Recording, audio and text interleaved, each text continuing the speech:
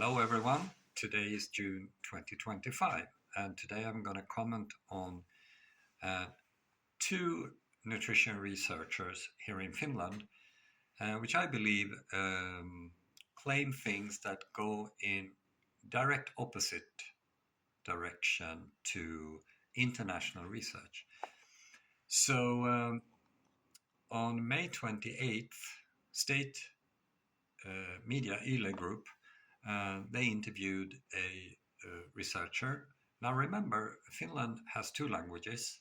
On the one hand, Finnish, I call it Swedish Finnish, and it's the typical trade language around the Gulf of Bothnia and the Baltic Sea. And Sweden is using that language too. And then they have a Uralic language, which many people say was implemented by Russia during their occupation of the eastern part of the Swedish kingdom, which later became Finland. So thanks to this translate function, I can read the article on the internet. And this is how it goes. When asked whether sugar is the worst enemy of our health, this researcher has a direct answer. It is not. On average, Finns stick well to the recommended intake. The researcher believes that the bigger health problems are completely different things. They are the excessive intake of saturated fat and salt. So my question is that true? Well, according to international research, there's no association between saturated fat and cardiovascular disease. But saturated fat is crucial for brain health. So I think the risk this researcher talk about has been rejected since 20 years or so, and there's more. And salt is crucial for health. If you take salt out of the diet, the risk of contracting cardiovascular disease increases exponentially. In fact, sugar is known to cause most welfare diseases like type 2 and type 3 diabetes and non-alcoholic fatty liver disease. That's sugar. Now, type 3 diabetes equals Alzheimer's disease, the most common cause of dementia. This is Mayo Clinic, who this is a quote, I believe that Alzheimer's is a kind of dementia. So then I go through this. It's hard with nutrition because it's hard to do RCTs, but you typically do food frequency questionnaires. And you have to rely on memory, but memory is not a replication of what happened, but a construction which fits the typical situation. So if you're in a situation where you're supposed to respond to a questionnaire, you go to the clinic maybe, you will provide an answer or come up with an answer that fits that very situation. And so if the evidence has rejected the claim that saturated fat and salt are bad for health, but that sugar is, that is the opposite to the claim by the researcher. Why does the researcher claim the opposite to international research? Well, she's not alone. The same state media has several times allowed a colleague to her from the University of Helsingfors to claim, this is from 2021, the link between colon cancer and red meat is clear. Strangely enough, that researcher, the second one, knows that proposition was rejected 2 years prior by Nutrirex Group, who they used a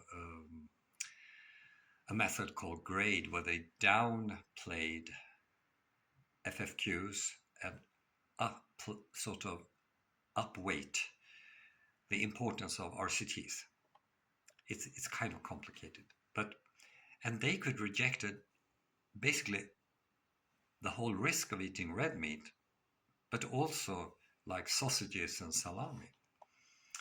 And how do I know that this researcher know? Well, he commented on it, very critical, on then Twitter, now X. But they are not alone.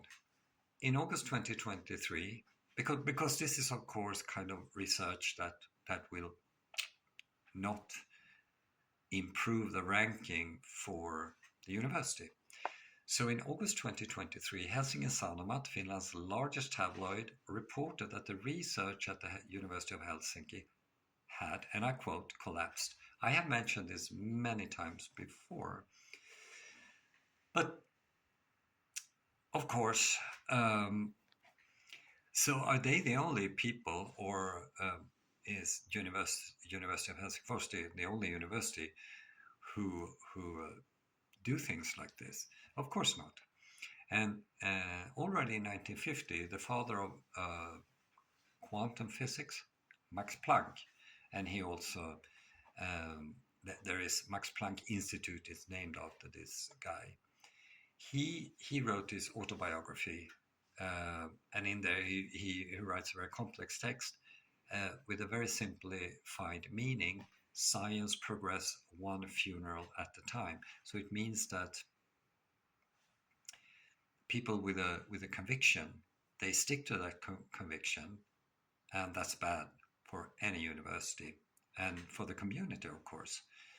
But why do they do this? Well, there's a mental fallacy called continued influence bias. I think I have mentioned this before. The phenomenon where people continue to rely on misinformation in their reasoning and decision making, even after it has been corrected or retracted, and they know about it. But it's, of course, this is not isolated to Finland, but when a whole university, when the research at the whole university collapse, you know something is wrong.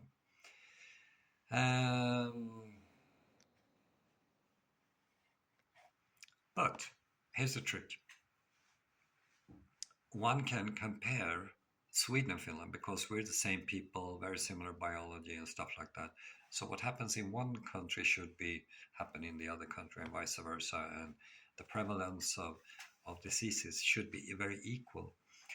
Now, according to EU and OECD, they published a report 2 years ago. The risk of contracting Alzheimer's is 100% higher in Finland compared to Sweden. I mean, that's a lot. It's not 5% or something like that. It's 100%. And the risk of, this is the risk of dying, the risk of dying of Alzheimer's is 100% higher in Finland compared to Sweden. And the risk of dying of ischemic heart failure, that's a lack of oxygen in the heart, must be horrible, is 50% higher in Finland. So it's a cultural thing. And culture is determined to a great extent by language. See you next time.